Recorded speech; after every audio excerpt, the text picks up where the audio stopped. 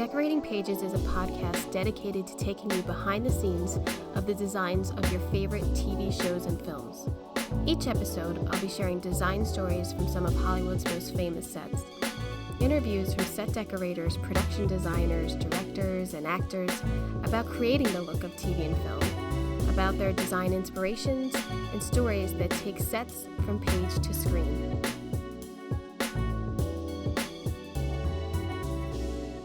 Well, hello there, and welcome to Decorating Pages podcast. I am your host, Kim Wanup. How you doing? I feel like I haven't been on here for a while because I taped my last episode like kind of a week before. I went to Mexico. I did really well to the last day, and then I got so sick that I couldn't leave the room. Thank God the kids and the hubby didn't, because there's nothing worse than being sick and then having sick kids. That's even worse. So just me, I'll take it. If anybody got sick, it's me. It's good. I didn't get any weight on the trip. Let's put it that way. But I had a beautiful time, and now I'm off. I have deep dived into this podcast. I have so many good interviews coming up for you. Yes, you. I've been watching the shit out of everything, which is great. And it's award season. And in the past week, we got SDA, we got the ADG, we got BAFTA. And I'm going to give you my Oscar prediction. So let's start off with the SDSA awards. The winners were for contemporary film a tie between Tar and Top Gun. Bravo. And then Best Achievement in Period Film, Elvis. Bravo. And then Best Achievement Design in Fantasy was Everything, Everywhere, All at Once. And then Musical or Comedy was Ronald Dahl's Matilda the Musical. And The Unbearable Weight of Massive Talent. So they had 2 ties this year, which is kind of crazy, but good for them.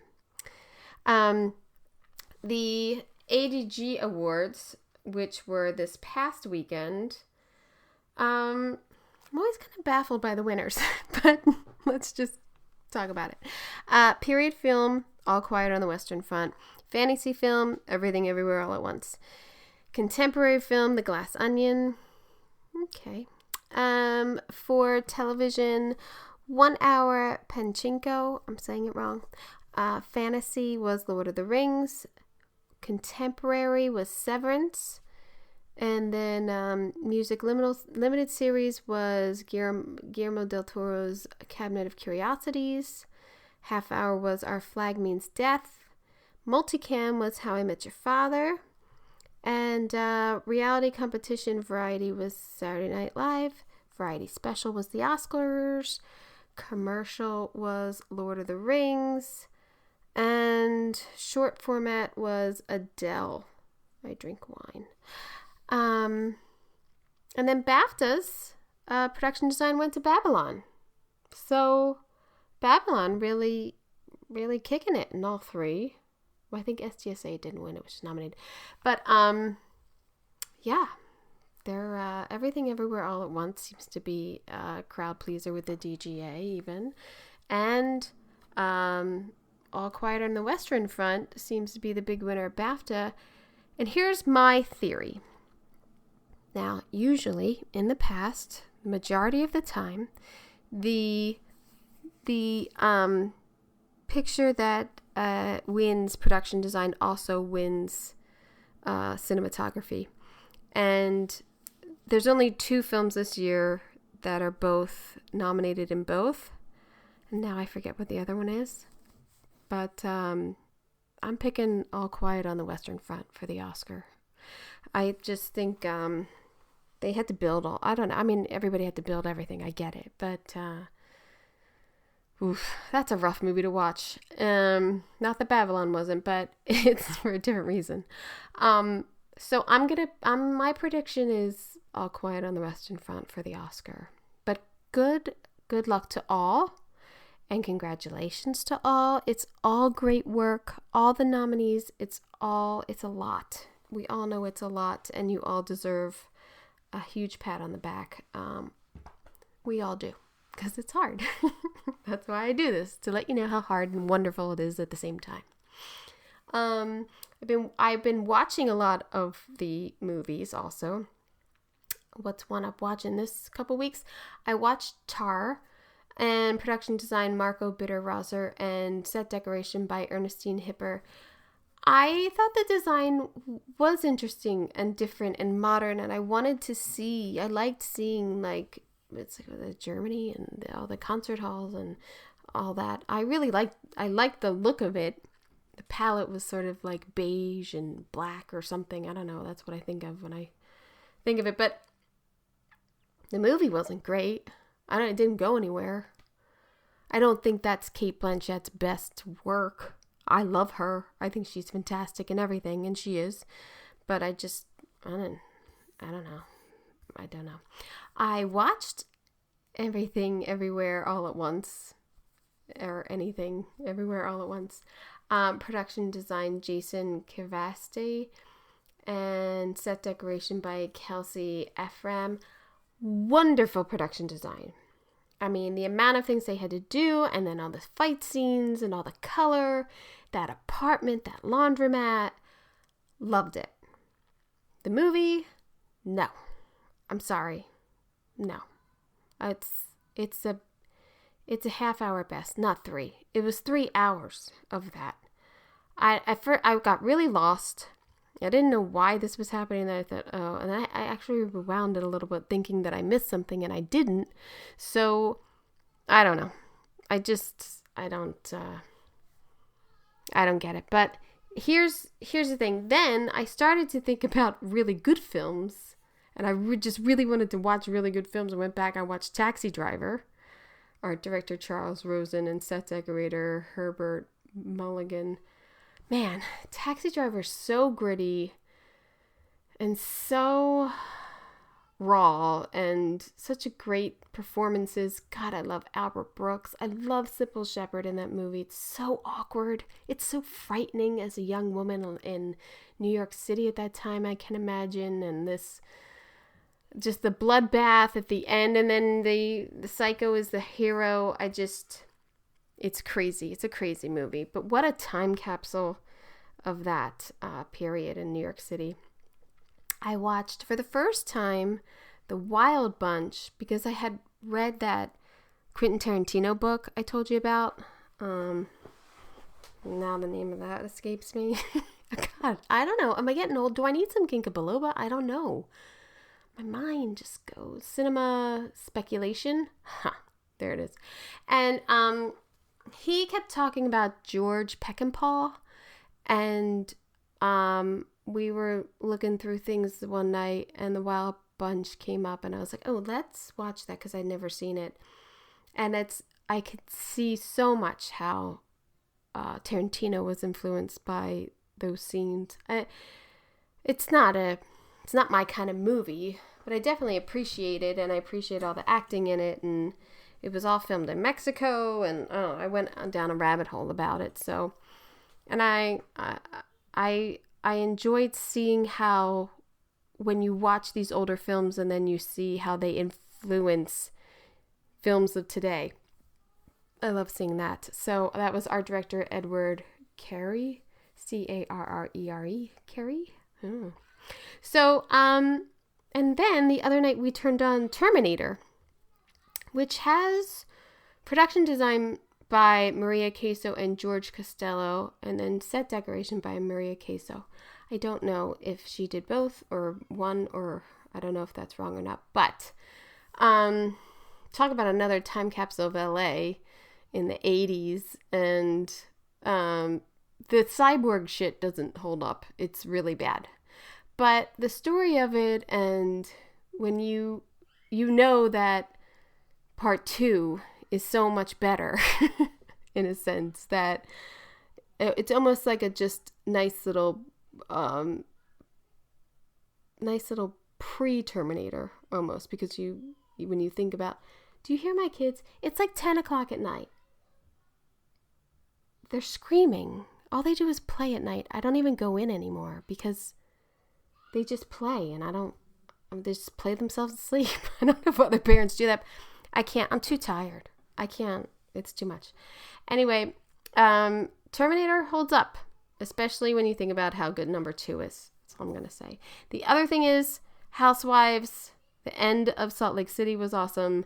And New Jersey, oof. I mean, I'm so sick of some of them, but I started to do little TikToks about the decor of Housewives. So if you want to check that out, so far I've done Melissa and Joe. That's on Decorating Pages podcast TikTok, if you're into that. I've been really stepping up my TikToks. I did a couple about Denise Pizzini and the Muppets and Better Call Saul. They're very interesting. So they're just little snippets of the interview with the pictures of the sets that we're talking about. So you should check that out. Oh, so this episode is, you want to hear me dork out. This is the one. So I have been obsessed with The Last of Us. I have watched each episode probably 2 to 3 times. The Nick Offerman episode is it's just perfect to me.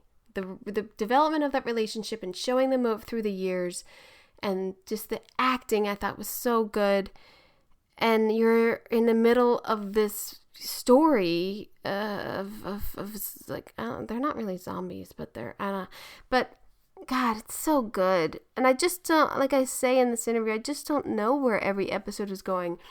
And I'm really glad that I don't know anything about the video game. Sorry, I don't know anything about it. And so I don't know where the story is going. I haven't at all. And I just think it's brilliantly done. And I think the lighting is great, and the costumes and the acting, and especially the sets. I'm just obsessed with it. And if you're not, you're missing out. That's all I'm going to say. So I am talking to production designer John Paino, who has brought this incredibly beloved video game to life. He's designed this post-apocalyptic world with over 180 locations, no permanent sets to fall back on. They're building towns and neighborhoods and tunnels, and all with the look of this growth and destruction of 20 years. I go kind of episode by episode. I've been lucky enough that HBO has given me a couple days advance of each episode, so I was able to talk to him about episode 6, which just came out this past Sunday. It's wonderful. It's I don't know. I don't know. I think it's the only thing I'm watching live. I don't know. But then I also ask him about his other brilliant shows, which I love: The Shrink Next Door, Dallas Buyers Club, Sharp Objects, Big Little Lies, and The Morning Show. So tons to talk about with him. He was very gracious with his time. So I hope you enjoy.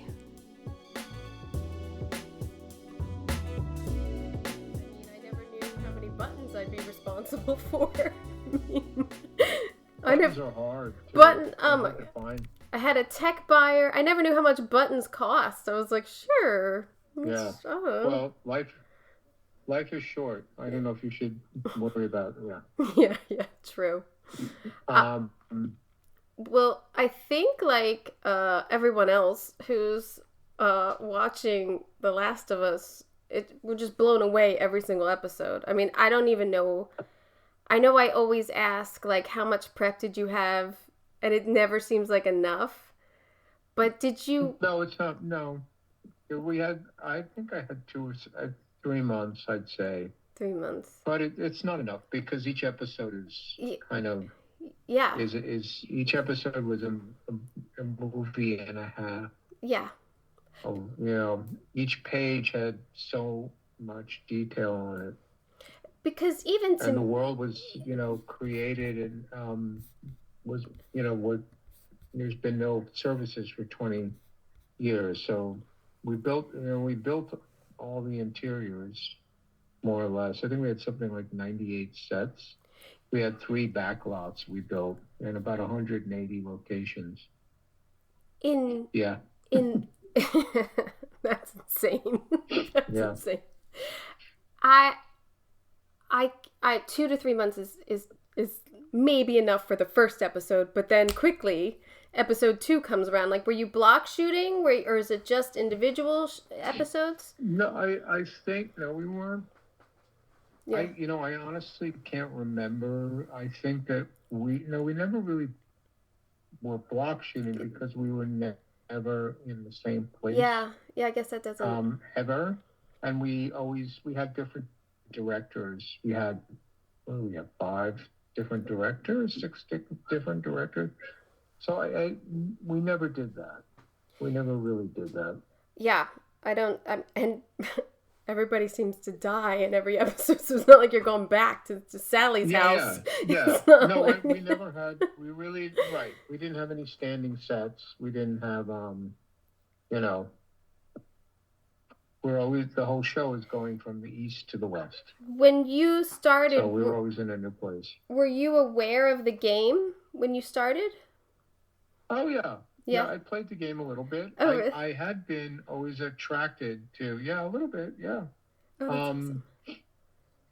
I'd seen the thing that attracted me the most to the game and that I was most aware of was the really good um, concept art that Neil had done for the game. It was very cinematic, great, and a lot of concept art for games is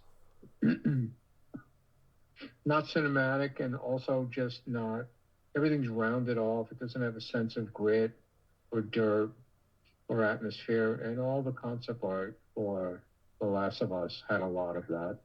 And so that was very, I was very attracted to that. Even before I played the game, right. I was aware of the concept art for it. It was gorgeous. It is design, and there is some, that what am I trying to say? It's design, but it's all created in the computers. So we have to make that work into a real environment where the actors, they can't walk over a 2x4 over a chasm. So part of the design of the show is taking the raw material of the game, making sure that there's a nod to the game, but also, we're building outside of the game. The game is paths. Right. So we're adding, a lot of things for character, and just also where we're dealing with a lot of real world situations, bringing what's in the game to the real world situations. Two huge things that stick out to me being a decorator is how many transpo cars you have. And then is there like a botany specialist? Like all of the greens and all of this growth that you have to create. Oh yeah, no, we had a great, all of that too is the thing with Canada. It's a lot of fir trees. And so like when we had a great greens department that was able to get stuff that didn't look like, Canadian forest, or like, when we did Billstown, we needed privet bushes and things like that. So they went into the forest and tried to get things as close as they could to it. And we got some stuff from Vancouver and things like that. But that was really hard to come up with all the greens and the vines and everything. Because when they're walking down the streets, that's all there. They're not walking through green, volume. They're not walking through a stage with green. They're not walking on green screen, and there's not green screen to the left or right of them. That's all dressed in. All the rubble is dressed in. The rubble's dressed in. All the vines, all the greenery. Our sculptors would make blisters that were, ridges that made the street look like it was, coming up from water damage, like riveting. And we also, the cars were, because the cars theoretically weren't moving, they were set dressing. Right. All those cars, all those trucks. So, because they're not moving, they don't have motors in them, or if they do, it's just a bit. So they all had to be aged and vined and rusted and had, rotting tarps on them for the trucks and the overpasses and things like that. That Yeah. was huge Huge. I mean, the aging show. and Yeah, just some of them had dead bodies and some of them were dressed and packed full yeah, of luggage. Like, yeah, that's yeah. huge. No, and yeah, no. I think we. I'm not sure the exact amount, but we carried quite a bit of rusted cars, and all kinds of cars. Yeah, Yeah. No, it's that's what it yeah. sticks out to me so much, and the growth of everything, and I mean, going episode by episode for a second, the Mm-hmm. second episode of the hotel lobby, like, Yep, that's a did you have start. to build that Mm-hmm. as a tank? Like, how was that? Yeah, we built it in a tank. Mm-hmm. Um, and yeah, it's the idea that it's a lobby that they start up and then they walk down the steps into the water to get by it. We did build it in a tank, and we also had to have live animals in it, ducks and Yeah. things, and but we also had to figure out a way to make it slimy, but not too slimy. Yeah, no, that the atmosphere and everything for that. And there's a lot of spraying down. I mean, we never had enough time or could spray things down enough to Oh, get them as gritty and greasy. And, that's why when we made the colors behind some things a little more fluorescent and a little more vibrant, so that knowing that when it's sprayed down, they wouldn't just disappear. It yeah. was important to have a little bit of the remnants of life in the places, and then have a sense of that, so that we didn't really want everything to look like everything's dipped in mud or whatever, like Right. it's nick, it's all desiccated. But if you don't start out with some color behind it when you're desiccating it, everything just ends up being brown and black. So I always wanted to make sure there was something behind it, wallpaper or whatever it Wallpaper. was. But Yeah. yeah, the lobby was yeah, and the piano The and p- yeah. floating the piano in it and all that good stuff. That was fun. Yeah, I'm sure. I'm sure for set dressers it was too. the Yeah, no, we had an army of set dressers and they were fantastic. There's so much good destroyed wallpaper in your sets. Yeah, So much. I yeah, mean, no, just the aging and the yeah. curling and like, and then in Bill's house, like, it's your wallpaper choices are fantastic. I'm obsessed. Oh, thanks, Yes. thanks. They're all printed. Are they? I don't think we had trouble getting wallpaper in Calgary, which is in the middle of Canada, and we were shooting during COVID, and Mm. there was a real like people would say, oh, we couldn't get something because of supply chain issues, and that was a real problem. Yeah, oh, It yeah. was difficult to get things like that, and all the good stuff's coming from overseas anyway. Yeah. From Britain or somewhere, the stuff that's, cool.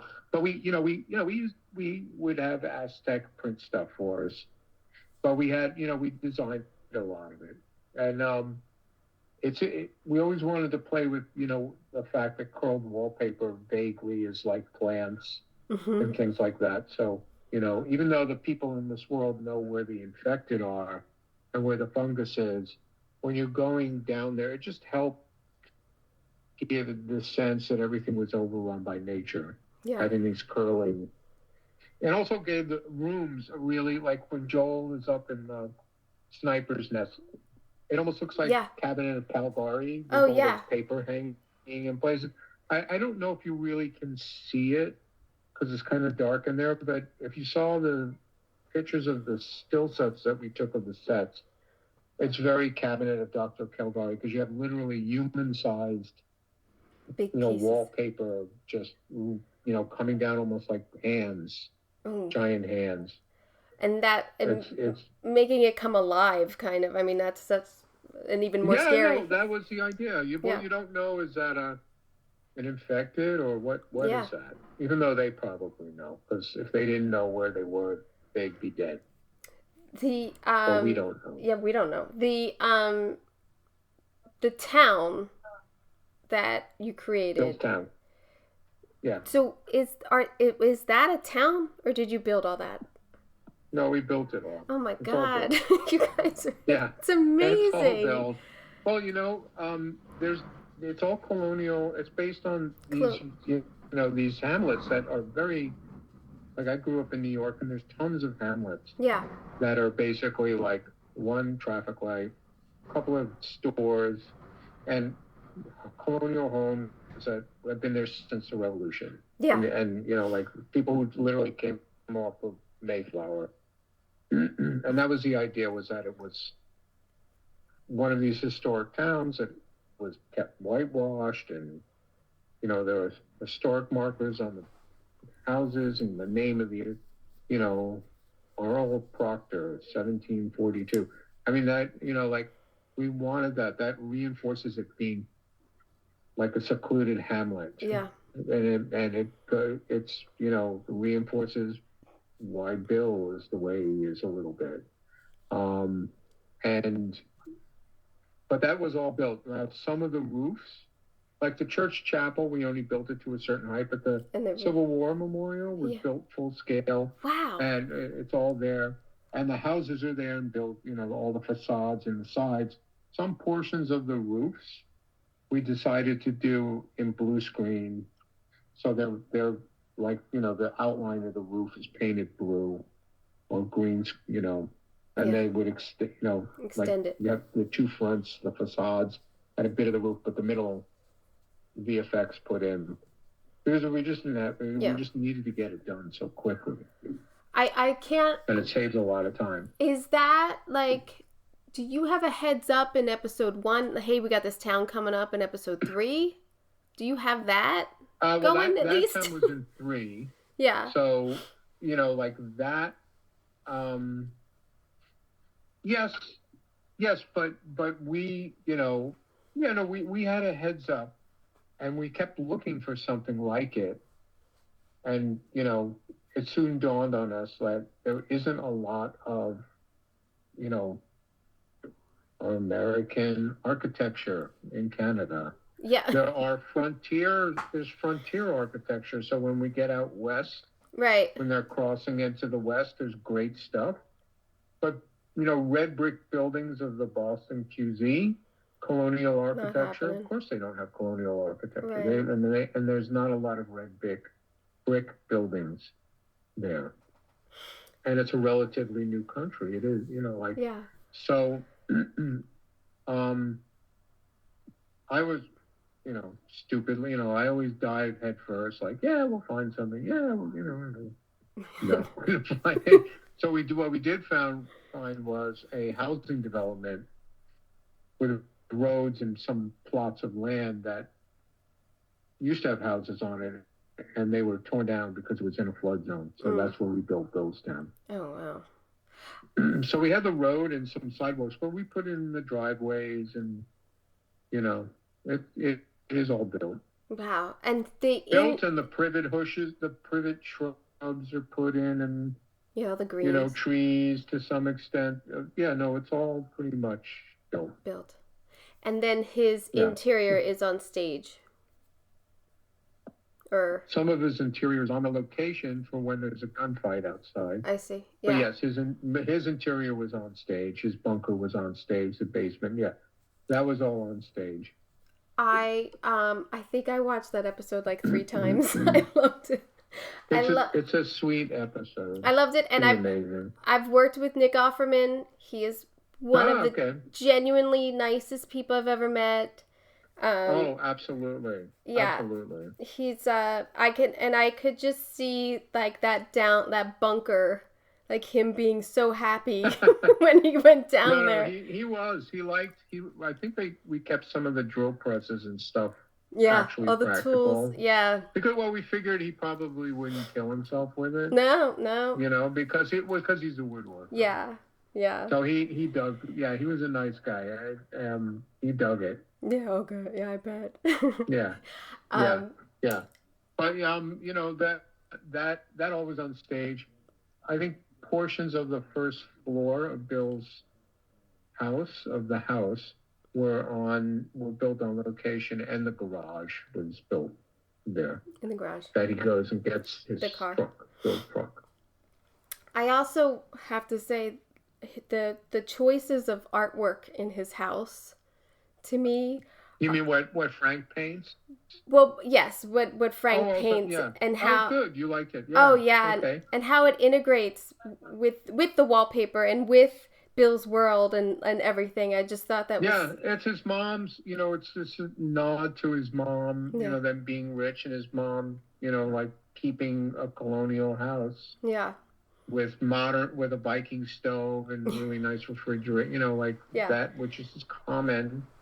But keeping the giant hearth in there, all that was important. Like keeping it like a museum. Yeah, like a shrine almost. But but also just having the modern accoutrements, like that was like, I don't know if it was a Viking, but it was like a 50,000 BTU stove. Huge. With a giant range hood and there's giant refrigerator and so. Oh. Yeah. That's cool. I love it. I mean, I feel like every episode, I don't know where this is going. And so then, then, you get to like episode 4 and you're in the middle of downtown, like Kansas City, in this like rundown laundromat and all of these like debunked buildings. Which and everything. Which was also, that was built too, obviously, because we crashed into it. Right. But is the city Alberta? Where was that city that you did? That was in Edmonton. That was Edmonton. Oh wait, no, that part. Sorry, that where the laundromat was Calgary. Was Calgary, the city of Calgary. So you are Calgary. All over in Canada doing this. Huh? Yeah, you're really not just tied down. We went to the middle. I mean, I don't think we technically ever went to the. I guess Canmore and the town where we did the hospital was, and Waterton. They're kind of in the middle. Canmore, I don't think. I think Canmore was a 2-hour drive outside of Calgary. Thinking about myself, dressing all those city streets. And I know that, like, some of it higher up and, the distance can be CGI and everything. But it's still a ton of work designing and dressing all of that. Yeah, the buildings that are like this in the background, but we're doing... Yeah. Wherever they walk, all the bit, like, if they go through the front of a facade of something... Yeah. If we didn't build it, 9 times out of 10 we built it, but we dressed the inside that they go to. I mean, Craig was all about the realism. It's got to be real. Yeah. Let's, have them in real, let's have, utilize real locations for them and then, make them look like they've been, disused and there's no services or anything for 20 years. But everyone's walking through, for the most part outside. Yeah. And then we cut to inside. That attic where they hide out is that's not that was a joy. That was fun. And then so fun. Sweet that he gets to draw on all the walls and like it's so good. It's so good. All of it's so good. That's sweet of you. And then when he I think it's 5 where you have all the tunnels. Like how? Yeah, now that was one of our few actual locations because we had visited those tunnels and they are very eerie and creepy and they worked well. Those were like rooms and tunnels under a brewery in Calgary, an old brewery. And had enough room to work and they were creepy and dirty and everything. And I think to just kind of like get that atmosphere and that grit, and they worked well, and we were able to paint the murals on the walls and dress them.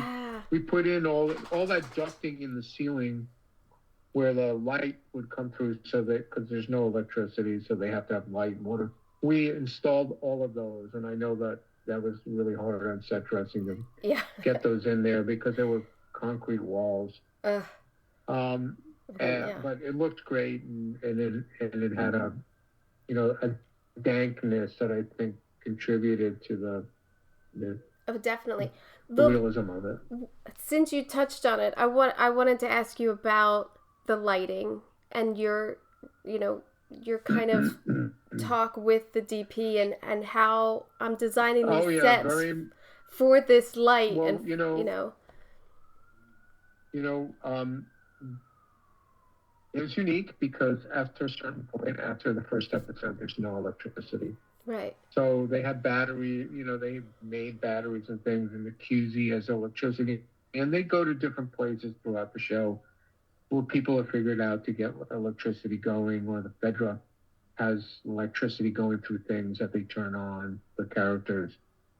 But it was a little hard.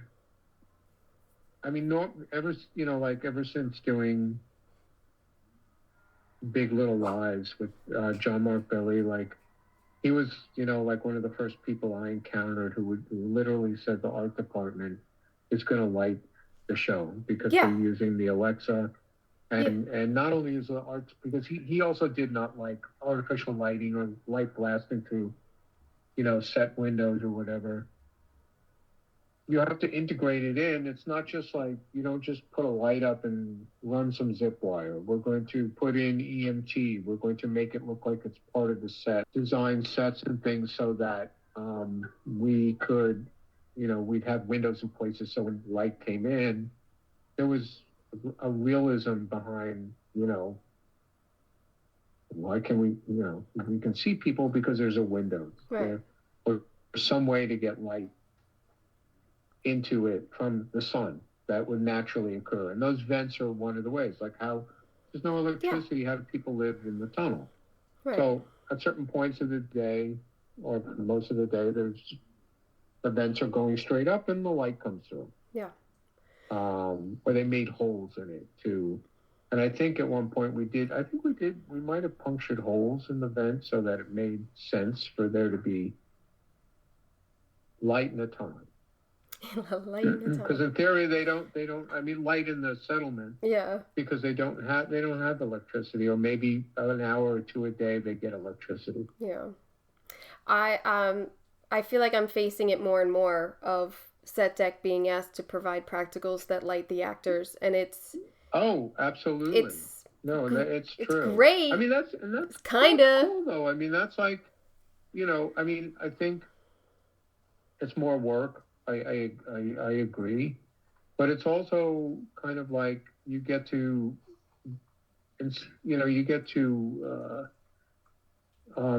not so much control, but you get to have a say, or just have a a way of affecting mood instead that you didn't have before. It also like makes you work with the DP more, which is not a bad thing. No. Ever. No. And it makes you think about like what should this be? I think it makes you better. If you can spend the time to figure it out, I think it makes you, I don't know, better is the right word, a better designer, better art director, better,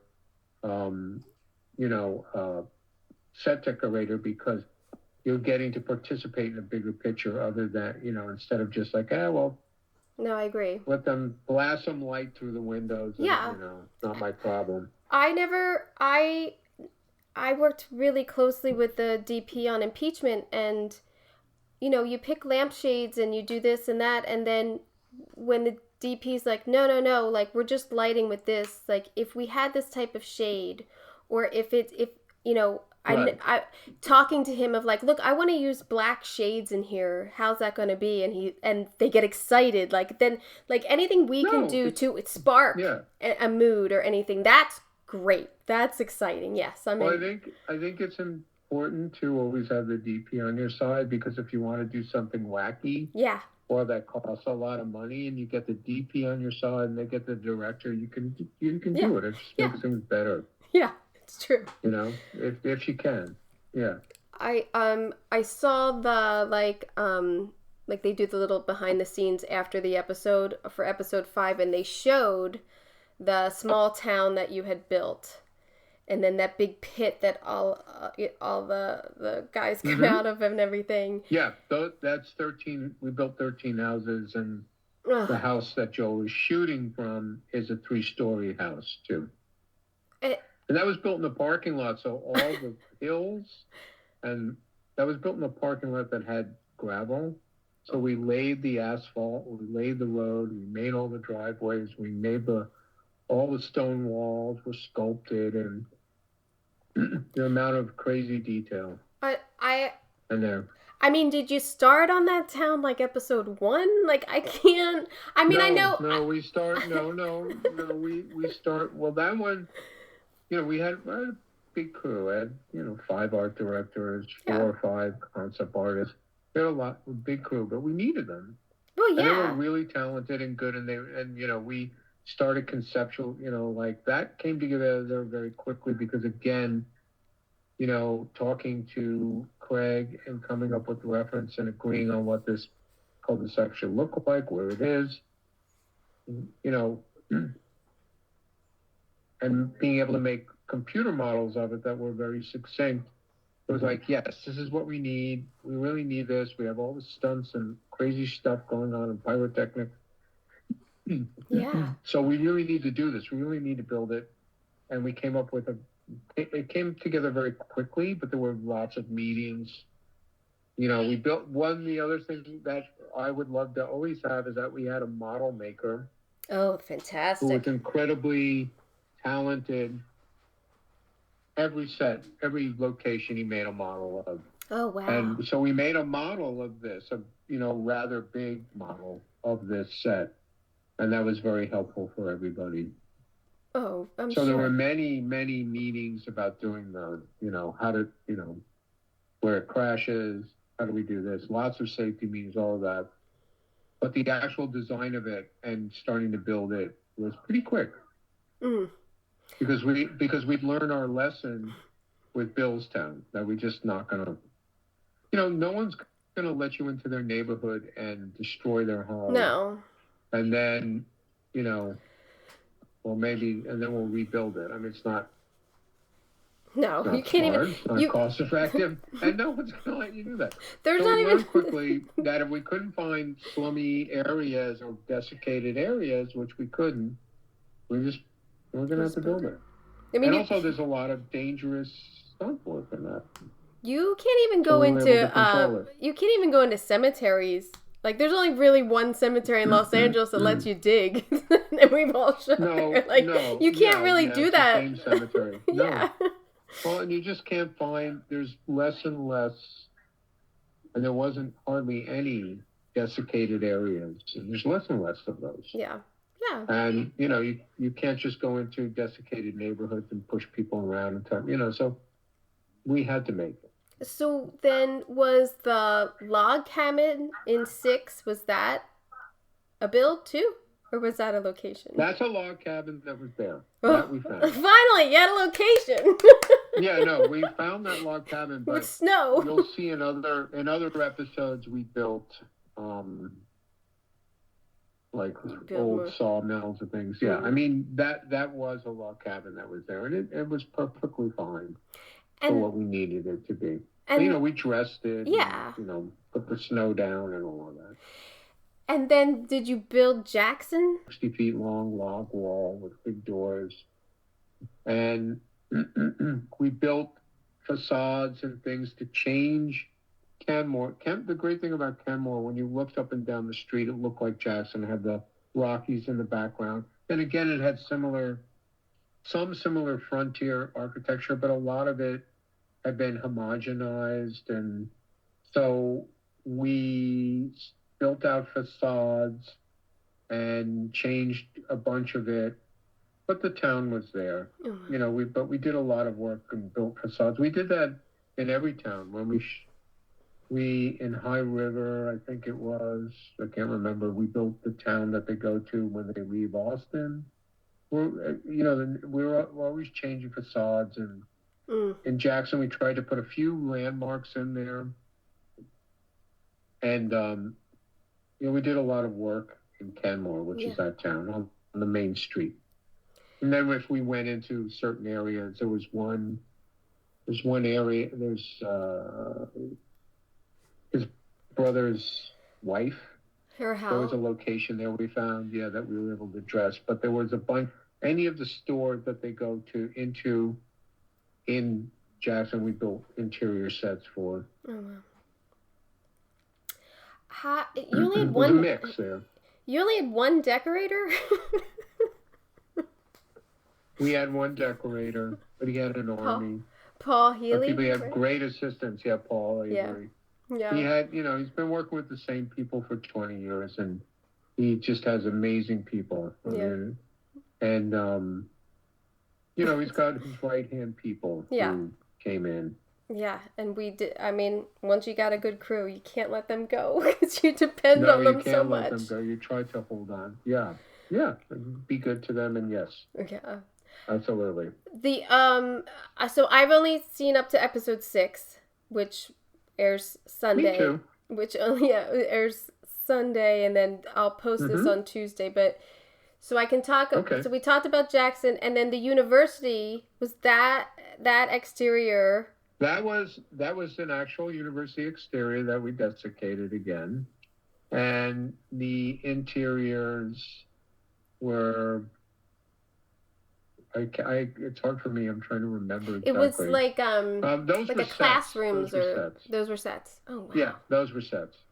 We were in the lobby, which we did a huge redress of. Right. But the laboratory and all of that were sets.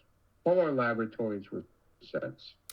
There's so many shots too, and the more they travel, of just expanded like land. Yeah, lots of locations scouting in the middle of nowhere. Your location scouting, you had to be location scouting all the time. We had to take snow cats, and it was crazy cold and snow. And... Have you worked in Canada before? No. No? Did you? No, I hadn't. Did you like it? Did you get to bring people, or did you hire there? Well, Calgary is hard. Yeah. Calgary was hard. I'm sorry, I'm just laying something out. Calgary is hard because Calgary is, Calgary would be the equivalent of working in Idaho. Like you're bringing everything and people from, Vancouver mostly and Toronto, and it's a vast country, and the weather is harsh. Yeah. So I liked, it's a hard place to work in those respects. It has good crews, but I would have to say it's like working in the middle of America. So there's nothing there, and you have to bring everything in. Right. There's a little bit of a local crew, but, once they're gone, you're stuck. You have to bring people in and everybody in, pretty much. How long were you there for? I was there for a year and 4 months. Whoa. It's a long show. That's a lot. That's a lot. No, it's a super long show. Yeah. Yeah. Were your episodes like 14-day episodes? Oh gosh, I don't remember. No. Yeah. They went on some of them went on seemed forever. Yeah. No. I mean, like just shooting the night scene. Just shooting the whole run, the truck going into the cul-de-sac. Right. Driving down there, crashing into the house and the whole. That was 4 weeks of shooting, I believe. What? With all the effects. Well, with all the effects and everything. 4 weeks of nights. So that's 20 days there. Wow. So, no, I can't say that we had that. Some episodes were quicker. Some were less stuff than others. Did you... I don't think we ever did a 14-day episode. No. We weren't that kind of episodic TV. We were HBO. We were like Game of Thrones. We're up there in that area as far as, cost and time and attention to detail. And I would tell people we should be like Game of Thrones. We should have that attention to detail. We should have that kind of verisimilitude of reality. I So we were fortunate because someone allowed us to do it. yeah. Like we were allowed to kind of pursue it, which I was Craig. We wanted everything right. Well, And Neil. and you did. I feel like I'm talking to you like I'm a schoolgirl, and I'm asking you like, is this that? No, Is this you're a thing? not. But No, I'm such I am a not I am some watching this. Jedi master. I'm No. I'm watching this in awe as a viewer of what was accomplished by every department. I mean, costumes Yeah, and no, props, and yeah, like I'm just yeah. in awe as I Oh, I am know. when I watch like Game of Thrones. So it's absolutely on that level of And like Game of Thrones has repeating sets. We did true, not. true, and they We never block had a shoot set that we locations. redid. Yeah, Yeah. no, we never had it. There's not a single set we went back to. Everything was built, always. I guess I'm not allowed to ask you if you know there's a season 2, but as a fan, I hope there is. They Oh, they already did. announced that there Oh, will be a season oh, 2. but they did. Yeah, no, they already announced it. Yeah, I think they announced it a couple of weeks ago. I really am so enthralled with the show more because I love I'm glad you like it. I mean I I like a zombie show, but if you're like a Walking Dead fan, I'm done with zombies at this point. And so for this because I was unaware of the game and when I started watching this. So for this for these people to regenerate in a different way and to like that's why I asked about like botany and everything of like how makeup and everything Well, the infected that was all Barry. We didn't have anything to do with the infected. Only when they integrated with our locations or sets, and then we would work with his people to integrate them and make sure that they had the fungus growing through things that made told a story, like in the Boston Museum, if it's growing through like antique teacups, things like that. Right. That's how we would contribute to that and contribute to the story and all of that business. Yeah. But we didn't make any of that. We helped them paint things into locations and we interfaced with them for like the dried stuff that's on the wall. Mm-hmm. But it was all his guys and him making the fungus.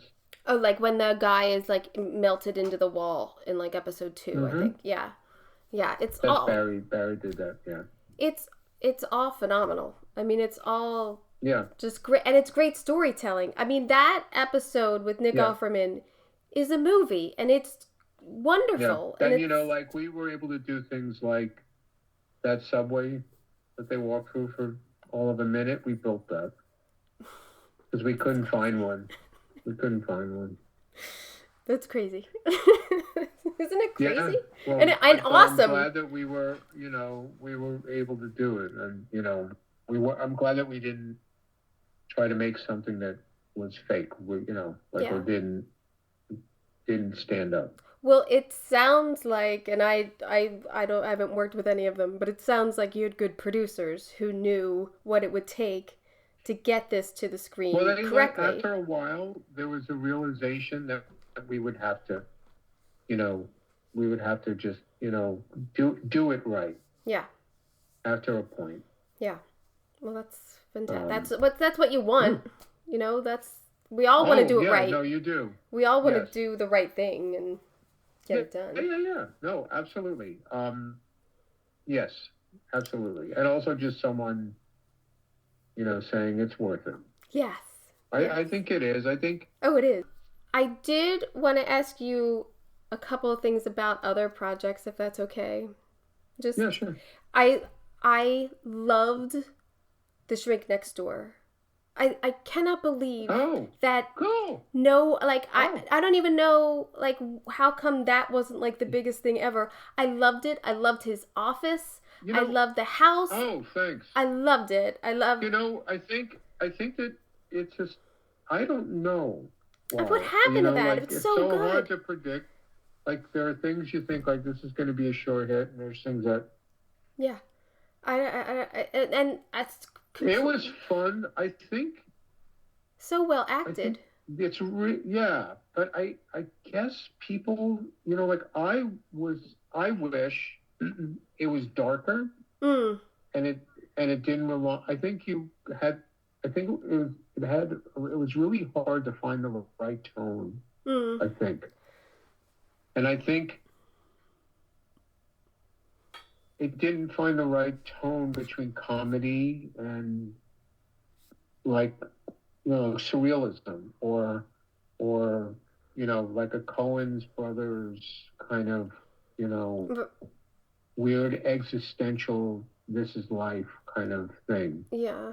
I think it was well acted. I think it's one of those shows maybe also that people just didn't get. I don't think they got it. It was too complicated. But I enjoyed it and I thought it was good. But I do think it's really hard to find that right tone. And some episodes Were were better dark. than They were dark. others that find it. Yeah. So, Yeah. but it's a very sad story, really, with two comedic It's an actors. Kind of. unbelievable It's story. I yeah. mean, it's just It unbelievable. is. It's I really unbelievable. met Marty and I met him and Oh I wow. hung out with him just a fix. Yeah, and he's like he's not a stupid. I mean, he's a very smart man. He has degrees in accounting from Harvard and business from Yale, and a really smart guy. And he got him, psychologically in a place where he was ripe for the picking. And he said, "I belong to a cult." He said he's so like embarrassed by the whole thing. He's like, "I can't, I feel like I belong to a cult." Yeah. Wow. I my husband So my the husband's a story, it's almost like the story is too good to make it. It's just like unbelievable. yeah. I mean, truly is unbelievable story My husband's a in a certain therapist, sense. and I was like, "Hey, you got any rich clients? Because maybe pick up some tips here because Oh this yeah, guy." no, I think he lost, you know, $20 million to this Oh, guy. it's I mean, at least unbelievable. his license was finally revoked. I But I mean, and other people, he had scammed other people too, quite oh extensively. But um he lost his side. Marty lost a lot of money, it's a a sin. lot. It's a sin. Yeah, I it's loved very sad. the progression of his office, like through the Oh, good. decades and how you could see it. And I'm a huge fan of Amy Wells. I've met her many times, Yeah, and no, Amy is fantastic. I've worked for her the past 8 years. I think she's really good. yeah, And she's the I best. enjoyed making the fabric warehouse was a set. There was a Oh bunch of sets there. yeah, All their houses and their apartments were sets, and the fabric warehouse was a set. That yeah. was all sets. I was actually going to ask you about that if that was a location because of the grittiness No, and the everything. fabric warehouse was a set. Wow, fantastic. Oh, that was Yeah. fantastic. Yeah, if anyone hasn't seen The Shrink Next Door, it's so good. So good. No, tell people because Yeah. I think it's kind of like The Leftovers. I thought it was a beautiful, The Leftovers was so nicely good. made. Yeah, but no one watched The Leftovers. I know, but I Because don't so understand depressing. why. I don't. Nobody watched it. Like I thought, like why didn't The Leftovers at least get an Emmy nomination or an? Because The, no one watched it. the acting Nobody was watched so the good show. in it. No, but I know it got a Peabody Award. It was brilliant. It The was. Leftovers. If you look at the top 10 TV shows on lists, usually The Leftovers makes Yeah. the top 10 Yeah. to this day. But I know it was depressing. But Nobody watched it. It was depressing. I think. Can I have a throwback and ask you about the wall colors in Dallas Buyer Clubs in the motel? Oh, yeah, no, that's cool. I had that. Boy, that was one of the hardest shows. Oh, I bet. I mean, I can tell you that movie. If you look up the movie, it says we had like $5 million, and that was a lie. I think if we had $5 million on that movie, 2.5 of it went above the line. Right. I had nothing. I think for parts of it, it was unbelievably low budget movie. God. But I did it. I did that movie because I'd had so many friends who died of AIDS, and I just sought out when I heard it was being made. The first time I worked with John Mark LA, and I just sought him out. But to talk about the colors, Yeah, those were based on some pictures of the trans musician, maybe Marty Ballin, Mm. who John Mark was obsessed with these pictures of him that we modeled. Um, that the co-star, not Matthew, Mm-hmm. but the other fellow who played Jared Leto. a transvest. Yeah, yeah, we modeled him after these pictures of Marty Ballin skateboarding, and so we lifted a lot of colors from his albums and his costumes because he was like painting the walls and decorating the place. Right. No, it's That's where we got that. when I think of that movie I mean obviously you think of those scenes, but I always think of those colors and like those rooms that they worked out of and how gritty and everything and you saying not Yeah. having a budget, I get it, but like you still made it like Oh my a God. character. Yes. No, that certainly I think was part of how it came out, Yeah. like the lack of resources. But we did things on that show that were unbelievable. I mean, like we shot in actual hotel rooms that we painted, and John Mark really wanted to, like, if this is where this is where they had their, drug clinic, let's just shoot the place where they had their drug clinic. Right. And So that was shot in New Orleans. I mean, in not Galveston, Shreveport. But it was fun making his trailer park and all that fun stuff. And I just really wanted to work on. There's so few movies about AIDS and what it did to people. I would have worked on it for free probably. Yeah. Because I wanted to work on something like that. I mean, it definitely had an impact. I mean, I practically worked on it for free. I don't even want to tell you. I don't want to even tell you what we had because you wouldn't believe me. You just go, "Oh no, you're exaggerating." Hey, it was probably less than the Hallmark movies I did. I'm assuming if you're going that low. Oh yeah, no, probably. But Hallmark, they have it down pat. I'm actually. Oh yeah. I'm enthralled with Hallmark, their modus operandi, because it's the same movie over and over again. Oh yeah. And it's so successful, and I'm just like, I've always been fascinated by them. It's and where they shoot, and I know people who've worked on them too, and they shoot in the same town, and it's pretty crazy. Yeah, it's a machine. They have like. Yeah. It's a machine. It's a crazy thing, and good for them. They're chugging them out. So was Charlie Chaplin was a machine too. Yeah, yeah, exactly. No, he worked in the studio system, and they did the same thing over and over again with so. Yeah, contract actors. It's part of our industry. Yeah. Yeah. No, there's nothing wrong with that. Did you work in Shreveport on Sharp Objects? Was that Louisiana? No, that was shot in L.A. Really? And we went down to, a town called Barnesdale in Atlanta just for the streets, some exterior stuff. Mm. Most of Sharp Objects was built on sets in LA. But where was her house? That big, like, Tara? Like that house was in Redding, California. Wow. And we actually built the entire interior on stage. We built the exterior on stage, and we found a house that resembled it in Redding, California. Wow. And so we altered that house to match our stage house. Because Victorians, they just, have really small rooms and everything. Didn't work out shooting well. Yeah. So that's how we did that.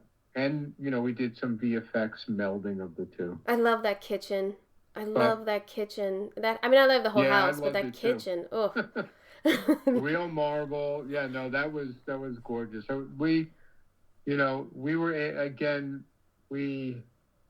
that was fun because we were able to have a little fun with things. We actually used real De Gournay wallpaper in the hallway. Ooh. That I don't know. That's like $20,000 worth of whole wallpaper. That 20 feet of wallpaper. We were. Oh, it's gorgeous. Yeah. No, we were. I really wanted to do something based on a chaparral heiress's boudoir, which was what the main character would be kind of like. So we lucked out. We found some rich person had, you know, if you buy De Gournay wallpaper and you don't use it all, they'll buy it back. Oh. So Amy just looked on the website. I said, we got to find this, this jungly De Gournay because Aztec can't replicate it. It just, they can't get the colors. It just, so we looked and they actually had it. Wow. They had that's a remnant that some rich person never used. and then some rich production company got it. It was expensive. It was $20,000. Wow. That's fantastic. But we would have, that's the only way we could ever get it. It's like, a cutoff. Well, it still were. I mean, it's yeah, magnificent in the. No, we hated ripping it down. Yeah, it's gorgeous. It really was. And then you did Big Little Lies on location, right? But that wasn't here, was it? No, Big Little Lies was pretty much built. The ladies didn't want to go to Monterey. Oh, I thought you did like half of it up there or something. What's that? I thought that like the half of it was done up there, and then like. No, we were only for the entire season. We were only up there for maybe just a week and a half. Those houses. We were up there for obvious, like, Nicole's exteriors and things like that. But a lot of it was built. Shot in California. Did you go up there for research? Like, because these houses are so specific to that. No, we wait, say that again. I'm sorry. Just research wise of like how these three different like two different economic. It was kind of just figuring out their characterization, which we talked a lot about their strata and how the houses would relate to each other and how they would be based on the architect, the geography of Big Sur. I mean, they really live in Carmel. They don't really live in Big Sur. Big Sur is more of a blue-collar town. They live close to Carmel. And again, we did have locations up there for just exteriors, but we built. You built all the houses. Most of it, or did it in Louisiana, in Los Angeles. And I at Sony now, I know that you're not there for that season, but walking by your sets, most of your sets on the morning show, they're gigantic. Oh, they're gigantic. Yeah. Well, they were real too, like that. That apartment. Sorry, I'm getting in my car. Oh yeah, okay? No, yeah, go home. I'm only gonna bother you a couple more minutes. I know you gotta go. Oh yeah, no, that's fine. The whole studio with the control room and everything, that all worked. We had live feeds from the control room from the stage set, and we had very little stuff that we shot ahead of time. We didn't have green screen. We did a lot of getting footage for news stuff. Mm-hmm. And it was all, if we were shooting, it was all live stuff from the set. It was all wired to work like a real newsroom. Wow. Because it lets me into reporting. Oh, sorry, hold on. Talking to people. It's okay. I'm sorry. Go ahead. I think that's one of the things that makes that show feel so real is the walk and talks from the control room or from their green rooms to the set. Like, that's what's so fascinating when you watch that. Yeah, that's all connected. That's all. Have you been on that set? Have you No, over there? I didn't get in there, but I peeked in a lot. Okay. But Okay, well, yeah. that's all. You can do all of that. You can walk from one to the other. It's kind of like we were fortunate enough to scout um, the actual Today Show. Mm. And, they're in tiny, tiny buildings that were built for radio programs. So all the dressing rooms and even Matt Lorner's room was tiny. And it's all right within walking distance of the stage. Right. Which is old and antiquated. Everything is so not glamorous and anything. But the control room is incredibly glamorous. And that's really where the money is put. And everything is, state of the art. Right. And it's like being inside of a submarine. But yeah, everything, all the live feed work, and we could record in real time. And there was a lot of learning to work with giant LED screens, and just all that AV equipment had to work, and the microphones and everything. And we wanted our actors to be able to give direction like a director would on the actual Today Show, give direction. And that's fantastic. Just like the Today Show. That's fantastic. I mean, what great opportunities that they took advantage of in, walk and talks and camera views and going from the monitor to real. I'm sorry, go ahead. Oh, no, just going from the monitor to the real person. It gave them so many opportunities to create intense scenes, that it's just about news. Well, it's also interesting and incredibly hard to make a kind of interesting and new kind of talk show. Right. It's a lot more complicated than it seems. Not only working technology into it, but trying to not do something that's been done before. Like we had the president. No, not the president. We had one of the old producers on the Today Show came by just to look. And he said, "Oh, how many versions of the desk have you done?" And I said, "Well, just one." And he said, "Oh, we had to do 25 before we could figure out the heights of everything and how everything's going to work." And, even the stupidest things, when women are sitting there in skirts, you have to do something to make sure that, the camera can't see up their skirt. I mean, it's just oh, I see up her nose too much, or the height of this is, and then working all the technology into it was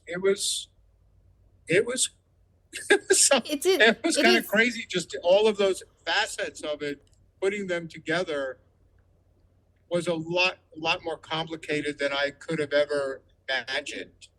It's a lot. It's a lot of discussion about news desks. News desks for rental news desks they're all awful. I always ask them to build one. No, we didn't even use them for little one-offs. Yeah, you have to build all the them. desks are falling apart. Yeah. Have you done any? I have on Veep. On one of the episodes, a couple of the episodes, we built the CBS morning show. And so so you know how hard it is. Yeah. And all the feedback and the monitors and getting the real cameras and... Oh, and Apple, they were like, "Hey, we don't want you to shoot in 4K. We want you to shoot with 8K. So we had to get we had 300 monitors in that control room, and they all had to be 8K. I'm like, holy shit. Can you even find 300 8K monitors? I don't. It was madness. That's insane. Well, I didn't have to deal with that. Mine was 5-6 years ago.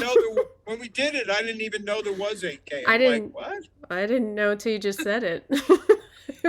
No, I'm serious. Apple was like, "Okay, we're going to do this." But why an 8K? Use 8K. Because it streams. I thought 4K was advanced. Because it streams better. Maybe I don't understand. I don't know why we did it. I think someone at Apple was like, let's maybe they wanted to try the technology.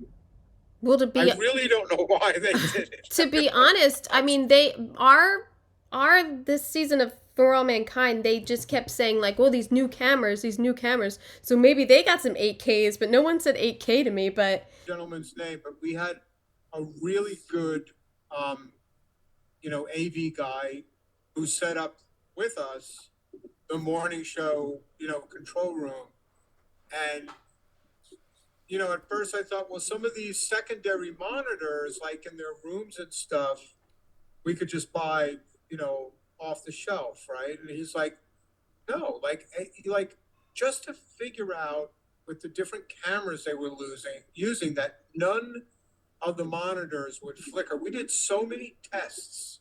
It was nuts for every single monitor, because all the stars, all the actors had monitors that they're watching the show in their rooms. Right. So they also had a series of monitors that were also live feed to the floor, because there's a lot of it is like, I can't believe she's saying that shit about me. There's a lot of that there. Yeah. And also Apple, it being its first big show, they wanted all this high tech, they wanted tech. They wanted to push the tech. Yeah. So that has gotten really complicated now. Yeah. All of it, just like even having monitors on set. I'm so old, I still call all that the 24 frame person. 24 frame, yeah, 24 frame playback. Yeah, where's it? No, I don't, that's playback's too new for me. I'm like, where's the 24 frame person? And people look at me like, hey, Grandpa, like the PAs on set don't know what the fuck I'm talking about. Right. Well, they should. Let's put it that way. They should. No, they figure it out. Yeah. I mean, but I usually say, the playback, yeah. Wow. Did you hear me dork out? Did you hear me?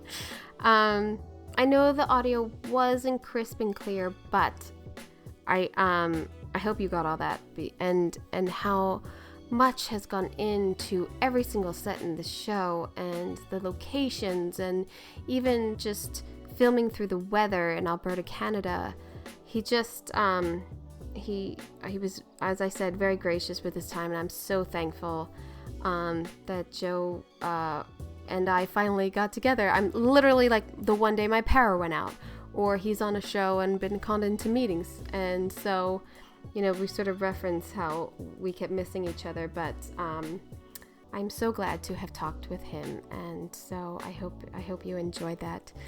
Gosh, I can't. I know that I do it too, but when I see other people's work and then I hear about it, I am in awe. I am in awe of so many of our projects and how much it takes to get it to the screen, and I'm so excited when I watch that show, because I know it's painful, but it's worth it. And I hope that people see my work and think that that was painful, but boy was it worth it. That's kind of that's a huge compliment to me. Anyway, got some other greats coming up. Let me just tease you a little bit. We have the production designer of Hello Tomorrow, which started this past week on Apple TV with Billy Crudup. It's awesome, people. It's awesome. I didn't even talk about how I watched the whole thing in 2 days. The series is awesome. It's half hour, 10 episodes. They already released the first 3. I got to see it all. It's great. The decor is retro 50s, but the tech is well advanced past us even. It's really great how they integrate all of that. So Maya Siegel, production designer, coming up. I have Jordan Ninkovich, who did Hoax, the kidnapping of Sherry Papini. We talk about that and all of our Hallmark experience. I have some costume designers coming up. I have more production designers. It's David Smith's coming back. It's I got a lot going on here. So yeah, I hope you got an earful. I'm Kim Wannop for Decorating Pages. Welcome to Pro Tips for the Pros, brought to you by Floor & Decor Bailey's Crossroads. In this series, we'll explore essential advice for professional contractors to deliver outstanding renovation results. Let's dive in. Keep the work area clean and organized throughout the renovation process. to create a positive impression and minimize stress for the customer. Regularly clean up debris and dust to maintain a safe and comfortable living environment. Thank you for joining us for this pro tip on planning thorough renovations. Stay tuned for more expert advice brought to you by Floor & Decor Bailey's Crossroads. A lot of people tolerate ordinary. Ordinary bathrooms, kitchens, entryways. Well, not on your watch. If you're a pro, you've got a new partner in town. Floor & Decor. From tile to wood to stone, Floor & Decor has more styles and job lot quantities of Schluter, Mapei, Laticrete, and other brands pros trust. Come see a whole new way to wow with Floor & Decor. Coming soon to Bailey's Crossroads.